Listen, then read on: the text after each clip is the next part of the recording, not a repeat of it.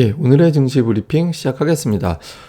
시장이 오늘 제법 빠지는 그런 모습을 보였는데 몇 가지 좀 부담스러운 재료들이 있었죠. 그러니까 미국의 국채 금리는 하락했는데 금리 빠지면 지금으로서는 시장에서는 좋은 걸로 해석할 수 있잖아요. 근데 금리 빠지게 되는 이유가 경기가 나빠서, 경기가 나쁘면 자금에 대한 수요 자체가 줄어드는 경향이 있죠. 그래서 그것 때문에 빠진 것 같다. 그래서 지금 금리 빠지는 게 좋은 건 아니다. 오히려 이제 경기 침체를 걱정하기 시작했다라는 점은 아무래도 좀 악재가 되는 거고, 경기 침체를 걱정하는데 국제 유가는 올라갔잖아요.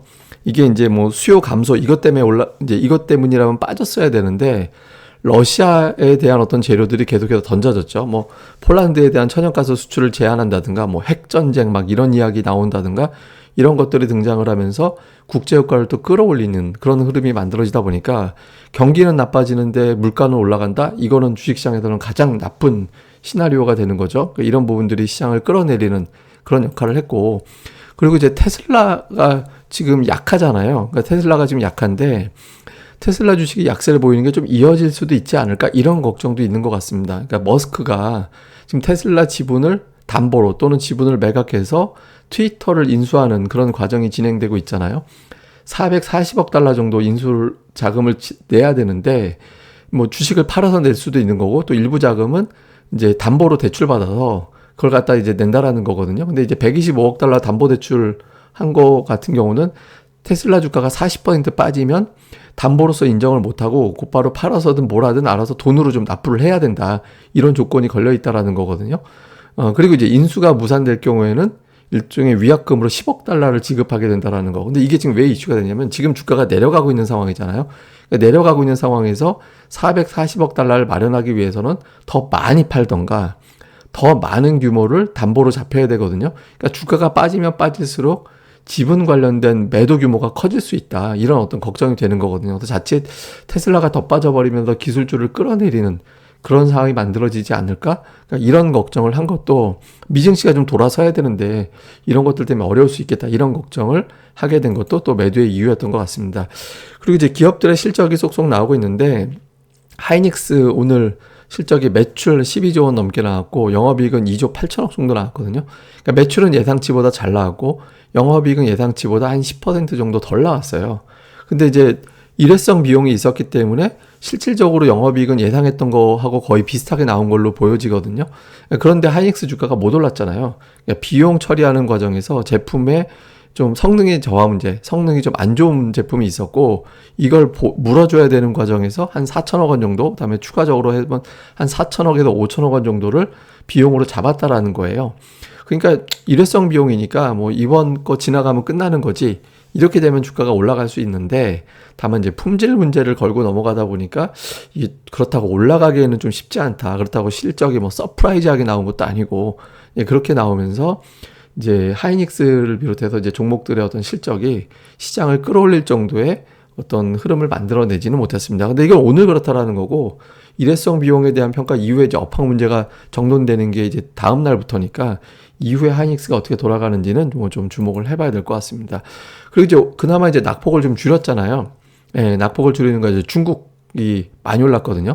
그러니까 중국이 한 2% 정도, 올해 들어서 세 번째인가 아마 많이 오른 걸 겁니다. 세 번째 아니면 두 번째 정도 될 텐데, 그러니까 시진핑이 인프라 투자 확대한다.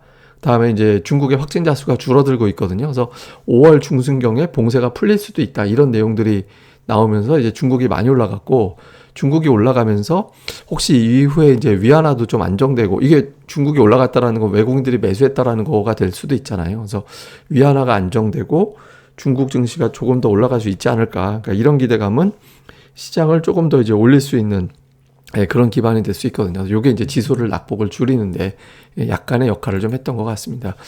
수급에서는 개인이 1조 1천억 정도 매수를 했죠. 그러니까 이 정도 매수할 수 있는 돈이 없기 때문에 지수가 빠질 수밖에 없는데, 기관 쪽에서는 투신권 매도, 금융투자 쪽 매도가 많이 나왔습니다. 그리고 외국인 투자들은 오늘 6,700억 중에서 거의 4천억 원 정도가 삼성전자하고 이제 우선주 삼성전자, 하이닉스 뭐 이쪽에 다 집중이 됐거든요. 전기전자 쪽에 매도를 좀 많이 한 게 특징적이었고, 코스닥은 그래도 이제 그나마 뒷부분에서 매도 규모를 많이 줄였는데, 어쨌든 외국인들 매도가 지난주 좀 줄여서 혹시 희망이 좀 생기나 했었는데 다시 늘렸잖아요. 근데 다만 선물이라든가 오늘 옵션을 보면 콜을 사고 풋을 좀 팔았거든요. 이게 이제 어쩌면 2600 전후를 좀 바닥으로 보는 건지 요런 것도 일부는 좀 희망을 줄 수 있는 신호가 나오긴 했습니다. 근데 일단 이제 현물에다 당장 뭐 그게 중요한 게 아니라 현물에다 엄청나게 매도를 했기 때문에 이 규모가 내일장 이후에서는 좀 축소가 되는지 이걸 좀 봐야겠죠. 지금 이 정도 규모는 뭐 2600 이하까지도 쉽게 내려갈 수 있는 위치라서 이 정도 매도 이틀 연속 나오면 더 빠질 수밖에 없습니다. 그러니까 이후에 수급구도 좀 잘 봐야 될 것 같습니다. 어쨌든 좀 정리를 해보면 빅테크주들 실적이 나오고 있는데 미증시를 올리지 못하고 있거든요. 그러니까 지금 뭐 이번 주 애플 실적도 나오고 이제 뭐 아마존 하여튼 여러 기업들 나오겠습니다만은 실적에 대해서 잘 나와도 반응이 없으면 좀 골치 아파지는 거죠. 왜냐하면 호실적을 보는 게 아니라 이후에 실적이 나빠질 거야 이렇게 단정을 하고 있다라게 되면 2분기까지는 시장이 계속 고전할 수도 있다 이렇게 또 생각할 수도 있거든요. 그러니까 일단 FMC 이후에 올라가려고 한다면 지금부터라도 좀 조짐이 나와줘야 되거든요. 그래서 빅테크 중에 일부라도 좀 돌리는 종목군들이 미국에서 나와줘야 미증시 하락은 여기서 마무리가 되겠구나 이런 기대감이 나올 수 있거든요. 그래서 빅테크주들 움직임 좀 볼 필요가 있고요. 그다음에 LG에너지 솔루션 수급 이건 뭐냐면 이제 추가적으로 물량이 180만 주가 풀리잖아요.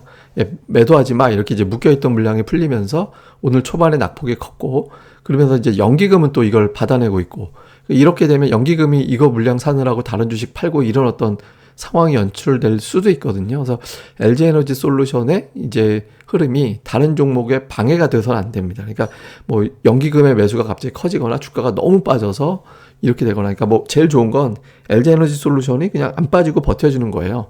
그리고 이제 연기금도 무리하게 매수하지 않는 그렇게 돼야 다른 종목 파는 이유가 좀 줄어들게 되니까 LG에너지 솔루션 최근에 공매도 되게 많거든요. 그래서 좀 버텨주는지 요 흐름 지수에 좀 방해가 되지 않아야 되는 게 있고요. 그 다음에 코스닥이 ADR이 80 정도 됐거든요. 오늘 초반에 79까지 빠졌다가 제가 여러 번 말씀드리지만 코스피는 80이 과매도 코스닥은 75가 과매도입니다. 그러니까 지금은 하루 이틀 정도 더 빠지면 과매도로 가는 그런 상황이 되거든요. 말 바꾸면 하루 이틀 세게 빠지면 그때부터는 뭐 주가 하락이 나와도 이렇게 겁먹을 자리는 아니다라고도 볼 수도 있어요. 물론 이제 금융위기급의 하락이 나오면 이게 의미가 없지만, 그래서 코스닥에 이제 종목들별로 좀 반등 시도하는 종목들이 슬슬 나오기 시작하는지 이것도 좀 볼 필요가 있고요. 오늘 뭐 대형 제약주 일부, 에너지주, 조선주는 뭐 버텼다지 올라갔다 정도는 아닌데 에너지주가 움직였는데 오늘 곡물 뭐 이런 종목들이 급락을 하고 에너지로 넘어갔거든요. 근데 이게 이쪽으로 왔다 갔다 하는 거는 어차피 다 인플레이션이라 여기서 왔다 갔다 하는 건 좋지 않습니다. 근데 오늘 하이닉스, 뭐 LG 디스플레이, 삼성 전기 이런 기업들 실적이 나왔잖아요. 현대차 진작에 나왔고, 그러니까 실적 나온 대형주 거기에 엮이는 종목군들이 움직여주는 게 투자자들이 조금 더 자신감을 갖는 계기가 될 수 있거든요. 그래서 오늘 이 조합 말고 실적주로 조합이 나오는지 이걸 좀 볼 필요가 있습니다. 그리고 제가 이제 이거는 나중에 이제 방송을 따로 편집할 건데 요거 한번 보시면 좋을 것 같아요. 오늘 삼성전자가 여기서 껌딱지 같이 움직였잖아요.